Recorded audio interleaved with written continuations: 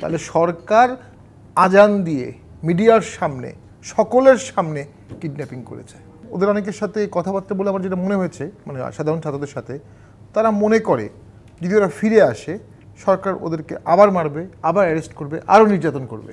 কোটা আন্দোলনের প্রজ্ঞাপন জারির পর আমরা শিক্ষার্থীদের রাস্তায় নামতে দেখেছিলাম, কারণ তারা বিশ্বাস করছিল না যে ডিবি হেফাজতে থাকা বক্তব্য আসলে সঠিক বক্তব্য। এবং গতকাল আমরা তাদের আর আমরা দেখিনি, আজ আবার নতুন করে শুরু হয়েছে এবং তাদের অনেক কিছু প্রতিবাদ এর মধ্যে তৈরি হয়েছে। কারফিউ জারির সময়ও শিক্ষার্থীদের এই আন্দোলন আবার রাস্তায় নামা ঠিক কেমনভাবে দেখছেন আপনারা? ঠিক কেন হচ্ছে এরকম? ওরা অকুতভয় হয়ে গেছে। ওদের ভাই মারা গেছে, বোন মারা গেছে, প্রচুর রক্ত দেখেছে। ওদের জীবনে ওরা এত রক্ত দেখেনি, আমরাও দেখিনি আমাদের জীবনে। ওদের জীবনে এত রক্ত, এত লাঠিচার্জ, এত আন্দোলন কখনো দেখেনি। এবং 19-20 তারিখে আন্দোলন দমনের সমস্ত প্রক্রিয়া ব্যর্থ হয়েছিল। ওরা বিজয়ের স্বাদও পেয়েছে, ওরা দৌড় দিয়েছে, পুলিশ পিছনে চলে গেছে হাজারে হাজারে। সেখান থেকে ফিরে আসা ওদের জন্যও খুব কঠিন।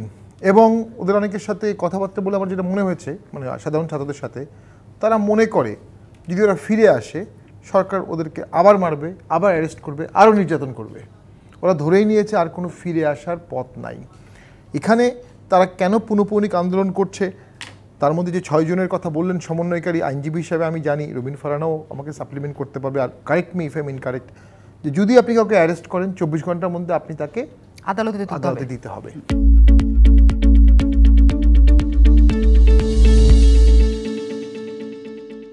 অনলি এক্সেপশন হচ্ছে আপনি যদি এলিয়েন এনিমি হন, বিদেশি রাষ্ট্রের কোনো শত্রু হন, তাহলে আপনাকে 24 ঘন্টা দিতে হবে না, সংবিধানে বলা আছে।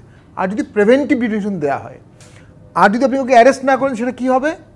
সেটা কিডন্যাপিং হবে, অর অ্যাবডাকশন হবে। যেহেতু লম্বা সময় এটা কিডন্যাপিং হবে, তাহলে সরকার আজান দিয়ে মিডিয়ার সামনে সকলের সামনে কিডন্যাপিং করেছে। এটা কিডন্যাপিং হিসেবে টার্ম হবে। নাও এখন যেটি হচ্ছে, আমি যেটা সার্বিক একটু সময় নিব, যে 1958 সালে পাকিস্তানে প্রথমবারের মতো বিশ্ব আর্মির একটা দেশ দখল করলো, কু ডে ইটা বা কু করলো।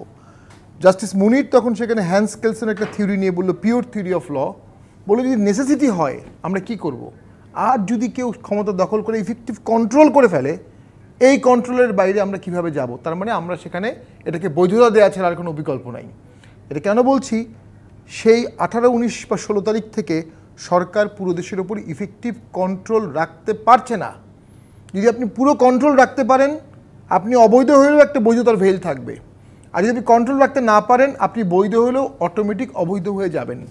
মার্শাল ল চলা অবস্থায়, কারফিউ চলা অবস্থায় মিটিং মিছিল তো করা যায়, এটা শুনিনি।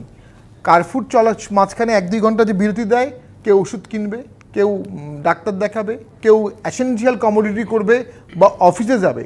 কারফিউর বিরোধিতা তো আমার মনে হয় আন্দোলন করার জন্য না, কিন্তু ল ভঙ্গ করে, শুট অ্যান্ড সাইডের অর্ডার ভঙ্গ করে এই ছাত্ররা কিন্তু আন্দোলনে নামছে। এবং আমি আজকে দেখলাম ব্যাপক হারে আন্দোলন শুরু হয়ে গেছে। এই আন্দোলন আস্তে আস্তে আরও বাড়তে পারে। আর ধরে নেন এই আন্দোলন বাড়লো না, সরকারি আন্দোলনটাকে সাপ্রেস করতে পারলো সাময়িক, এই আন্দোলন তো আবার হবে, আবার হবে, আবার হবে। কীভাবে সরকার এটা হ্যান্ডেল করবে?